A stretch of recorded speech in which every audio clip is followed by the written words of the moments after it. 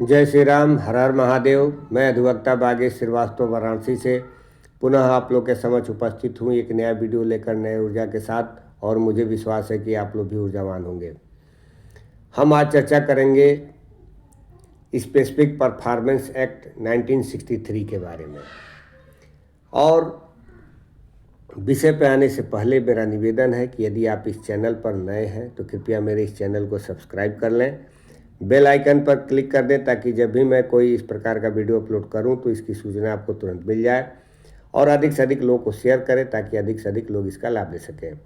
मैंने अपने YouTube channel पर कई विषयों पर, खासकर विद्यार्थियों के पर्पज़ से जो कि यूपी, एचजीएस, मेंस या अन्य स्टेट का भी कोई एग्ज़ाम दे रहे हैं जुडिशरी का, उनके पर्पज़ से मैंने वीडियो अपलोड किया है, तो आप लोग उसको ज़रूर देखिएगा।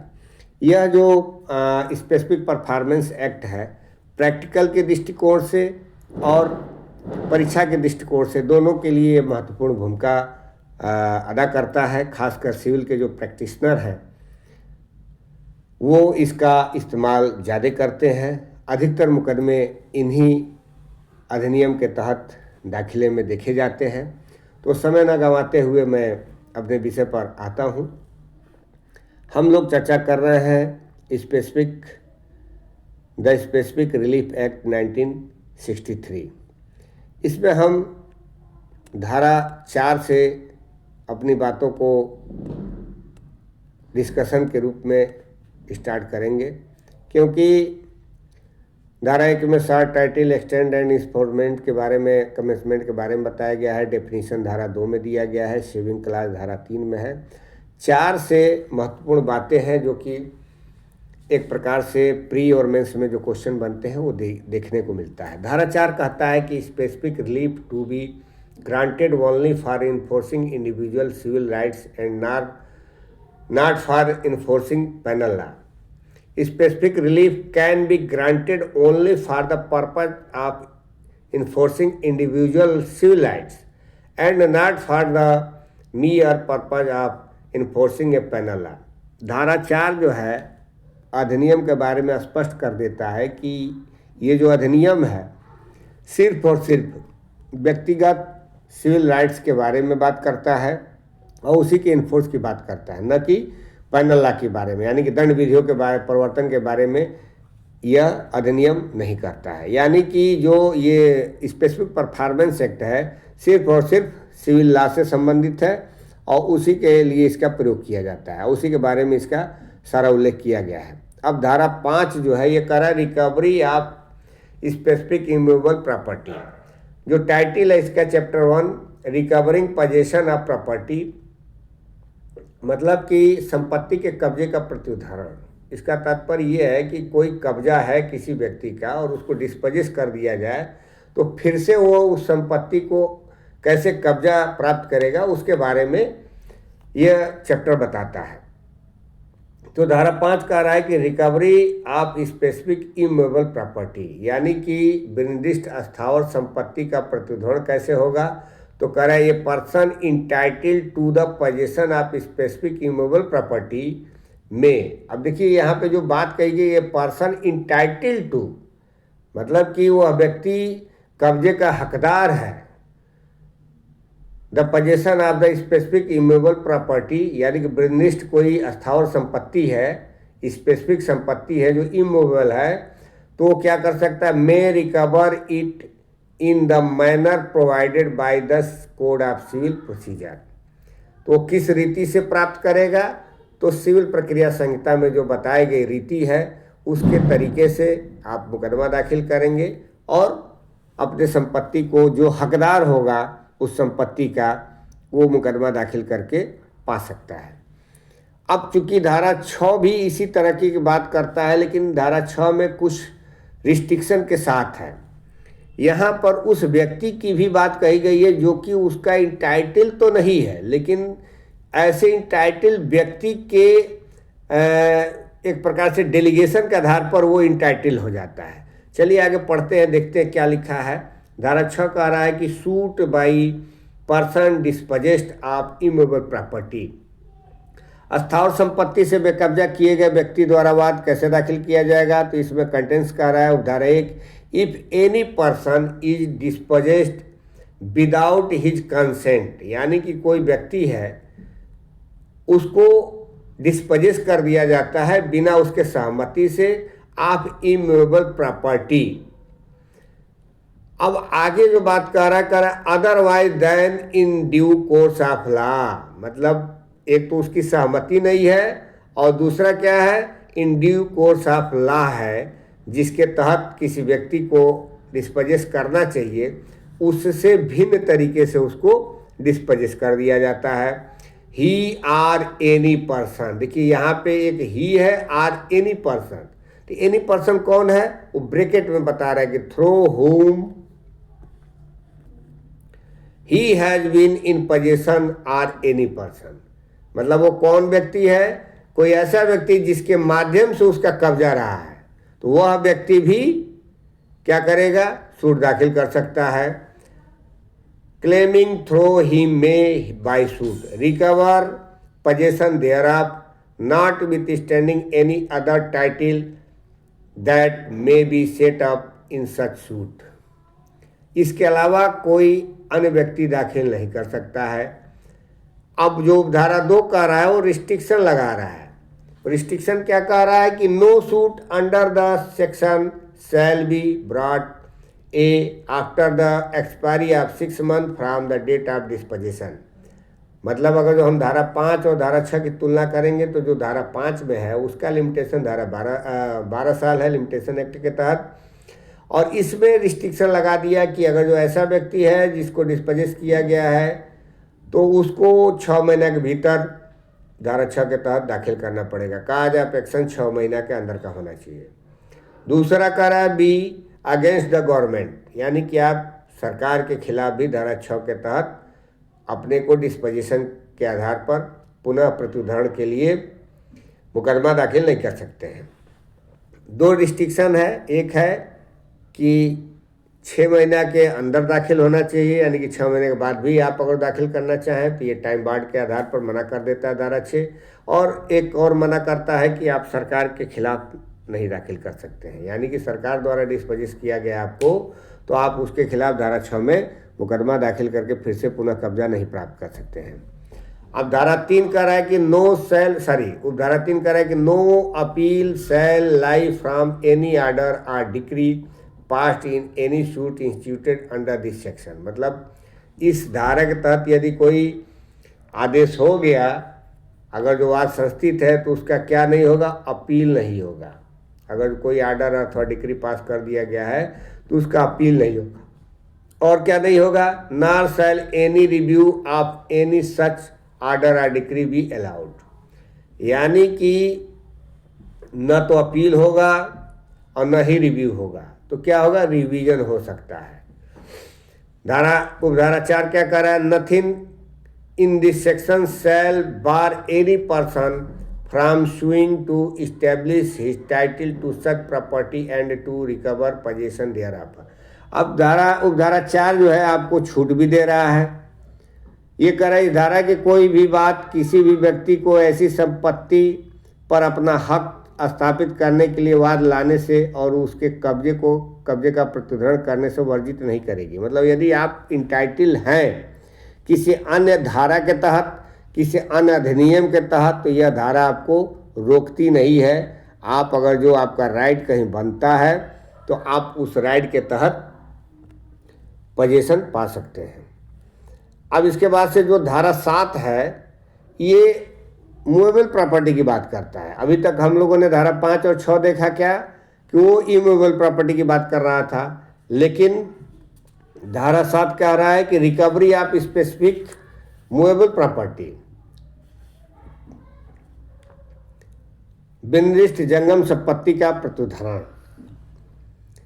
अब धारा 7 और 8 में जो 2 बातें कही गई हैं, आगे हम लोग डिस्कशन करेंगे, थोड़ा ब्रीफ पहले कर दें।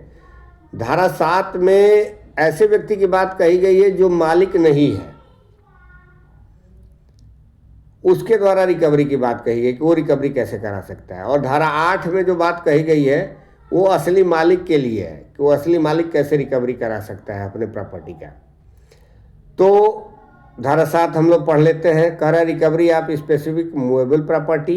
कह रहा है a person entitled to the possession of specific movable property may recover in the manner provided by the code of civil procedure. यह सिंपल एक बात कहता है कि जो व्यक्ति किसी विनिर्दिष्ट जंगम संपत्ति के कब्जे का हकदार हो वह सिविल प्रक्रिया संहिता द्वारा उल्लिखित प्रकार से उसका प्रतिउद्धरण कर सकेगा। यहाँ पे ये नहीं बता रहा है कि ट्रू ओनर ही है, ट्रू ओनर नहीं है लेकिन उसके पास पोजीशन है तो भी वो करा सकता है। अब जो स्पष्टीकरण है वो बताता है कि कैसे वो व्यक्ति ट्रू ओनर नहीं है लेकिन रिकवरी करा सकता है। स्पष्टीकरण एक कह रहा है कि ये trustee may sue under this section for the possession of movable property to the beneficial interest in which the person for whom he is trustee is entitled. मतलब न्यासी ऐसी जंगम संपत्ति के कब्जे के लिए इस धारा के अधीन वाद ला सकेगा जिसमें के फायदाप्रद हित का वह व्यक्ति हकदार हो जिसके लिए वह न्यासी है। मतलब न्यासी तो असली ओनर हुआ नहीं लेकिन उस व्यक्ति के लिए जब आप ट्रस्ट एक्ट पढ़ेंगे तो उसमें आप देखेंगे कि एक ट्रस्टी भी सूट फाइल कर सकता है। और कब करेगा तो वही ये बात कर रहा है कि उस कंडीशन में जिसके फायदे के लिए वो ट्रस्टी है, अगर उससे उसके हाथ से कोई संपत्ति डिस्पोजेस हो गई है तो फिर से पोजीशन लेने के लिए वो वाद दाखिल कर सकता है मूवेबल प्रॉपर्टी के लिए। उपधारा स्पष्टीकरण 2 इसका कह रहा है a special or temporary right to the present possession of movable property is sufficient to support a suit under this section. मतलब ये कह रहा है कि जंगम संपत्ति पर वर्तमान कब्जे का कोई विशेष या अस्थायी अधिकार इस धारा के अधीन वाद के समर्थन के लिए पर्याप्त है। जैसे ट्रस्टी आपने देखा स्पष्टीकरण 1 में है, इसी प्रकार से बेली और प्यूनी का जो रिलेशनशिप होता है उसमें भी वही बात है कि ओनर तो है नहीं लेकिन वो संपत्ति को रिकवर करने के लिए अगर उसे डिस्पोजेस कर दिया गया है तो वो हकदार होगा। अब जो ट्रू ओनर होते हैं वो धारा 8 में बताया गया है कि कैसे वो जो है असली मालिक संपत्ति का प्रतिउद्धरण करा सकते हैं। तो वो कह रहा है कि liability of person in possession not as owner to deliver to person entitled to immediate possession. यानी कि जिस व्यक्ति का कब्जा है किंतु स्वामी होने के नाते नहीं है उसका उन व्यक्तियों को जो अव्यवहित कब्जे के हकदार है प्रदत्त करने का दायित्व। यहाँ लाइबिलिटी की बात तो करता है लेकिन यहाँ पे कहीं ना कहीं उस व्यक्ति के बारे में बात करता है जो असली ट्रू ओनर है। उसके लिए कह रहा है कि जो व्यक्ति कब्जे में भले है लेकिन वो स्वामी के नाते कब्जे में नहीं है तो उन व्यक्तियों को वो पोजीशन देगा जो इमीडिएट पोजीशन जिनके हाथों में था। कह रहा है कि any person having the possession or control of the particular article of movable property of which he is not the owner may be compelled specifically to deliver it to the person entitled to the immediate possession in any of the following cases। कोई भी व्यक्ति जिसका जंगम संपत्ति की किसी भी विशिष्ट वस्तु पर कब्जा अथवा नियंत्रण है जिसका वह स्वामी नहीं है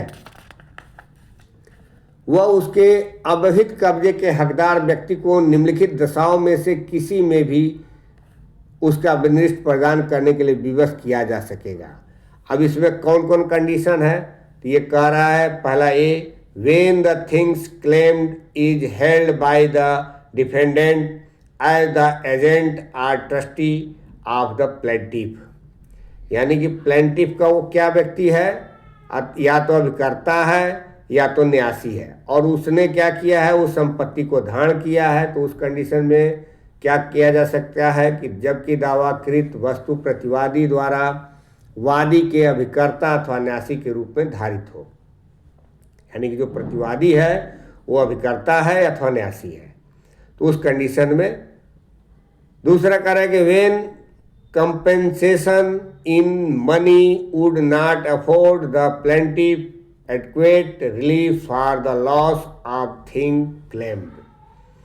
दूसरा ये कह रहा है कि जबकि दावाकृत वस्तु की हानि के लिए धन के रूप में प्रतिकरवादी को यथायोग्य अंतोष न पहुंचाता हो, मतलब स्पेसिफिक परफॉर्मेंस कराया जाएगा उसी जंगम संपत्ति के बारे में उस कंडीशन में जब वो धन के रूप में प्रतिकरवादी को यथायोग्य अंतोष न प्रदान करता। मतलब कोई ऐसी वस्तु है जिसको यदि उसका कहा जाए कि उसके बदले में धन दे दिया जाए तो उसकी पूर्ति संभव न हो, तो उस संपत्ति के बारे में भी ये कह रहा है कि उसका भी प्रत्युदाहरण कराया जाएगा यदि उसका प्रतिकरवादी को धन के रूप में अंतोष देने योग्य नहीं है। तो सी कह रहा है इसका कि when it would be extremely difficult to ascertain the actual damage caused by it loss, यानी कि उस कंडीशन में भी जबकि उसकी हानि से कारित वास्तविक नुकसान का अविनिश्चय करना अत्यंत कठिन हो। मतलब कि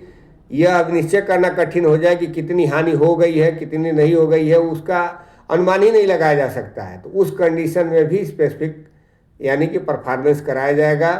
वो जो इमूवेबल प्रॉपर्टी है उसको उसका डिस्पोजेशन जहाँ से हुआ है उसको पोजेशन दिलाया जाएगा।